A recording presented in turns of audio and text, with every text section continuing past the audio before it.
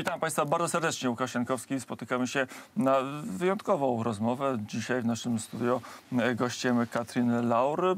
Przede wszystkim osoba ta zajmuje się filmem, scenarzystka, ale też reżyserka, ale też powieściopisarka, autorka kilku powieści, autorka te powieści między innymi o postaci księdza Eduarda Profitlichu. Dzień dobry, hello. Hi. Zaczniemy od pierwszego pytania. Jak właściwie opisuje się, jak właściwie patrzy się na historię i Kościoła katolickiego i w ogóle religijności w Estonii w latach 20., w latach okresu międzywojennego? It was actually the 30s. But the period. Yeah, the period. Well, I didn't live then, but as far as I know, and I know already now quite a lot of it, the Catholic Church was always small, very small church in Estonia. Estonia is predominantly Lutheran, and there is also an Orthodox church in Estonia. And the Catholic Church was quite small, like more or less 3,000 people spread over the country. Don't you forget that Estonia has 1 million inhabitants. So you have to bear this in mind. Kontynuując tezę, mamy lata 30., mamy lata, kiedy w kościele, w tej małej społeczności katolików estońskich pojawia się postać niezwykła. The Catholic Church by the year 1930, when Eduard Profittlich was sent to Estonia, if Estonians knew at all that there is a Catholic Church, they knew it as a Polish church. And Eduard Profittlich actually was sent to Estonia because he knew very well Polish. He worked with in the Polish parish in Hamburg, in Germany, and he had studied in Krakow and worked 3 years in Opole. So he was fluent in Polish, and practically it was the Polish language, due to which he was sent to Estonia. Więc jeżeli mamy tak małą społeczność, mamy jedną osobę, dlaczego warto napisać o tej małej społeczności, o tej jednej osobie tak wielką książkę? This is not a book predominantly about the Catholic Church, although the central character is the Catholic bishop. But I think it's I was interested in Eduard Profittlich because when I first saw this writing on the wall of the Estonian Catholic Church, Tallinn Catholic Church, I started thinking why the German came here and why the German died with other Estonians in Kirov in 1942. And then I think the book is mainly about history of Estonia and Europe. And Europe in this very crucial time in the end of 30s and the beginning of the Soviet invasion or Soviet occupation. And it was, I thought, a good idea to write the big story through the small story. Dlaczego właśnie ten duchowny? Dlaczego on stał się centralną postacią, która trochę patrzy na te rzeczywiście tragiczne, także dla Estonii, która miała wyjątkowe doświadczenie, trochę inne od polskiego doświadczenia początku II wojny światowej? I'm a Catholic myself. As you can understand, I'm a Catholic converted. I don't know the English word very well. Born in the Soviet Estonia, and Estonians are very mildly religious at all. One day I joined the Lutheran Church, and then much later, 20 years ago, I became Catholic. And, well, this is what made the Catholic story for me somewhat more special. But Eduard Profittlich is absolutely not the only important character in this film, in this story. I call it still film. Anyhow, because there is another very important character from the beginning who used to be a socialist literate. Later, he was in the government, on this government which the Soviets established for the Soviet takeover. And that's where how I show through Eduard Profittlich and this other character and many others how history functioned. And well, why a Catholic bishop? I did show, I knew from the beginning that he went through these tortures as a strong, truthful witness. My book's title is Witness. To w takim wypadku jeden jest wątek, zanim dojdziemy do wybuchu wojny, zanim dojdziemy do takiej już heroicznej części tej opowieści, to zastanawiam się, jest tam wątek, który z naszego punktu widzenia obecnej sytuacji, recepcji w wojnie na Ukrainie może być ciekawy, bo Eduard Profittlich został wysłany w Estonii w bardzo ciekawej misji połączenia Kościoła katolickiego, czy próby porozumienia między katolikami i prawosławnymi w Estonii. Misja wydawałaby się straceńcza. Yes, it was an idea in Vatican in the 30s. It arose in the 20s. And after this Russian Revolution, the situation of the church in Russia was very, very difficult. They were like, many priests were killed. Many people didn't dare to go to church anymore. Churches were turned into took some other purposes. So there was a danger for the believers and for the church at all. Apparently in this time, this hope, rather naive hope, arose in Vatican that if Vatican manages to get closer to the Russian Orthodox Church, maybe it will be a way to save these people. Because also in the 20s, the world still did not believe that the Soviet power will stay so long. Tam też jest taki wątek, że Estonia w tej misji była trochę potraktowana jako teren misji doświadczalnej, czy w tym zderzeniu wtedy z nierozpoznanym do końca jeszcze złem, jakim był komunizm, może przy tym doświadczeniu uda się wytworzyć pewną wspólnotę między katolikami a prawosławnymi. It was, now we think it's, we saw it was mission impossible, but it was not the only attempt, because even Poland had then such Eastern ritual priests. On many sides from Russia, they tried this, and they established in these years, in the 20s, this seminar Russicum in Rome. And they started teaching in Russian priests preparing exactly for this mission on the borders of Russia. To teraz przejdźmy do tego fragmentu książki, który jest najbardziej heroiczny, kiedy wybucha wojna, znika Polska, znika ta łączność, która była istotnym elementem kulturowym katolików w Estonii, także kraje bałtyckie, także Estonia stoi przed trudnymi czasami, stoi przed groźbą inwazji rosyjskiej, przed groźbą przewrotu komunistycznego i nagle losy tych dwóch bohaterów się spotykają, losy księdza i losy estońskiego działacza komunistycznego. I think it is important to tell, and I tried it throughout the whole book.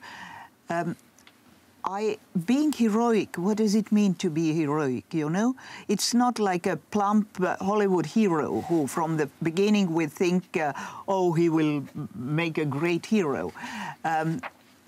Eduard Profittlich was a smallish man who diligently did what he did, he didn't think that he's a hero.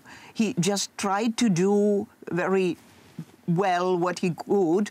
People who came to church, and many new parish members came, many Estonians started coming to the Catholic Church. He was really good at working with people, and the church did gain popularity among Estonians and became to some degree known. There was a church journal or monthly, Kirikuelu, Church Life, and he wrote a lot of there, many articles, and people knew that it is a journal of high intellectual and also political level and political relevance. He was quite critical toward Germany, his own native Germany. So he just tried to do what he did. He became a hero only when this was the only way. But then he did. And I think this is what a real hero is about. And what supported him was definitely his belief, his church and his knowledge. He's a Catholic bishop. To teraz jeszcze pytanie natury społecznej. Jak zareagowało to laickie, jak pani powiedziała, społeczeństwo estońskie na to zderzenie z komunizmem rosyjskim, który przyszedł i zapanował w Estonii? Czy jak się zachowały też inne wyznania? Jak się zachował w całości Kościół katolicki, kościoły luterańskie, kościoły prawosławne, kiedy stanęły przed wyzwaniem albo próby koegzystencji, albo próby walki z komunizmem? I am quite proud of my country in some aspects, and one of these aspects is that Estonia has never been broadly communist or pro-communist. There was a socialist party, and it was mainly intellectuals like Andresen. They were writers, poets, some university teachers, but it didn't have a broad national foundation. It were not many people.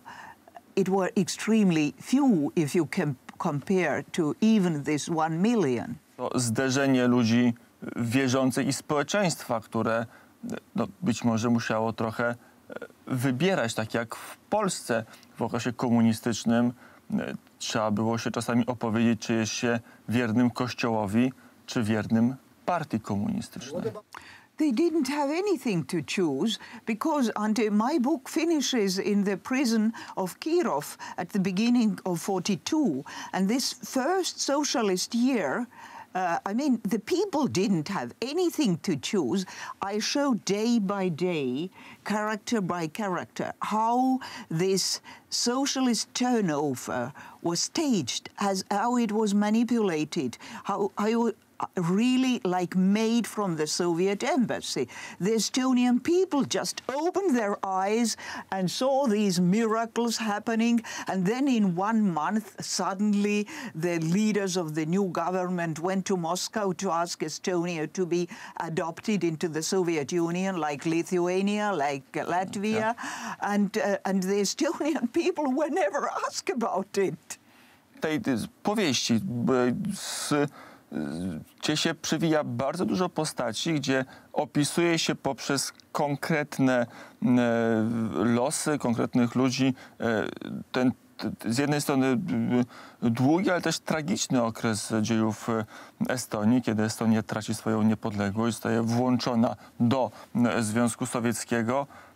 Na ile jest tak, że w tej powieści gdzieś cały czas, tak jak w tym małym kościele obecna jest Polska. Na ile to jest taka powieść, gdzie można odnajdywać jakieś polskie ślady czy polskie wątki w życiu społecznym, w życiu politycznym, w życiu religijnym Estończyków? Yes, I have many points, definitely, because not without a purpose, this church was called among Estonians the Polish Church. Most Catholic people did have some contacts to Poland. Some were from Polish descent, some were half Polish families. I have a family, for example, a family of Kluszejko. It was 4 brothers even. Their mother was Estonian, father had been Polish. One of these brothers came to study in Warsaw at the University of Sports, stayed here. We have this Kleszejko family until now in Estonia and also in the Estonian church. Now they don't have the family, they have married and remarried, and I mean they are not Kleszejkos, but I do know a good friend of mine is one of the daughters of one of the Kleszejko brothers. Yes, there are. Then I have important. I have a very documental historical research book, but I also have definitely put my emphasis on one story, on the other story. There was a very important political person in Estonia and military person, Johan Laidoner, whose wife was of Polish descent. I made maybe more scenes between Profittlich and Maria Laidoner than they actually had met, but I didn't invent very much. Not what was important for the history, yeah? Only in human aspects. Then I have, for example, what was very important for the loss of Estonian independence was the situation of the Polish submarine Orzel. I mean, I have researched very well for Orzel. I don't present some sort of alternative history there.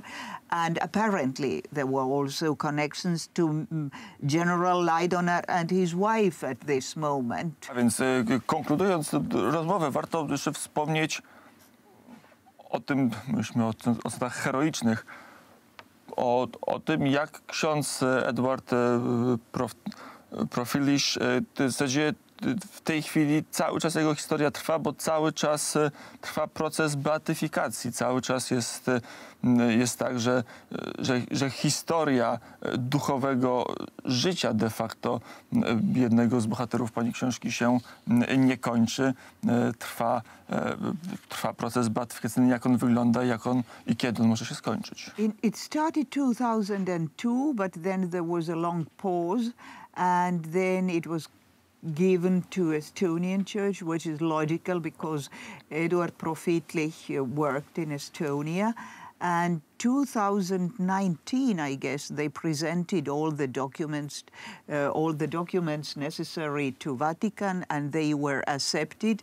And now they are being processed, and it is expected that it will happen 2023. Our present bishop, Monsignore Philippe Jourdain, told me and told everybody that when the Pope was in Estonia, 2020, I guess, was the year. And when he went to our Catholic church, on Peter and Paul Church, he looked also on this plate written Eduard Profittlich and asked who was the man. And the bishop told him shortly, compressed the story of Eduard Profittlich and also that there is a process. And the Holy Pope said the subito santo. May I say one thing in between, what might be interesting for you? Proboszcz of the main church of ours is a young Polish priest, the youngest in Europe who's a proboszcz. He's Tomasz Materna. Na koniec w tym procesie Eduarda Profittlicha, na ile jest tak, że to będzie wydarzenie? Czy to będzie tylko wydarzenie dla społeczności katolików estońskich, czy to będzie duże i ważne wydarzenie dla całego narodu estońskiego? Oh, it is. I have been always stressing this thing that actually my book is not for Catholics and not even for religious people, because that's what has been my ambition and what has been the goal of this story, to write history through truthful people. And if I have succeeded, to show also how religion can help you, to keep you. But it's not for the people. It's not that a tiny number of Estonian Catholics are my potential readers or now the real readers and all the others. So why should I bother? It's a Catholic book. No, it's not. You know what not only all Estonia, I hope that for all Germany also, because he was a German, and there are not so terribly many German people from this period of whom Germans can be proud of. And the same goes for Estonia. I mean, there are not so many people who went through this horrible time and so well kept themselves to the end. Polski tytuł Nasz estoński łącznik powieści Katrin Laur będzie wydany prawdopodobnie w języku polskim. I hope it will be translated, and I also am trying to do my best to get it translated. Yes, and it will be next year, or hopefully next year. Okay. Hopefully next year. A więc jeżeli ktoś będzie chciał się zapoznać szerzej, nie tylko z historią postaci, za chwilę pewnie błogosławionego Eduarda Profitlicha, ale także szerzej z historią Estonii lat 30. i pierwszej części lat 40. ubiegłego XX wieku, będzie dostępna dla polskiego czytelnika. Opowieść, duża opowieść o społeczeństwie de facto, o społeczeństwie i historii Estonii lat 30., początku lat 40., a tytuł Świadek. Dlaczego? I dlaczego akurat świadek to jest to słowo, które pani przypisała do historii Estonii lat 30.? The witness means in Greek martyr, and I didn't know it, and I would have never called my book The Martyr or Martyr, because it sounds like pretentious, isn't it? But in this book, everybody is a witness. The Reds, the socialists, are also witnessing what happened after they maybe didn't even think initially anything bad. And the reader is, I hope, a witness, because I don't impose my point of view on the reader.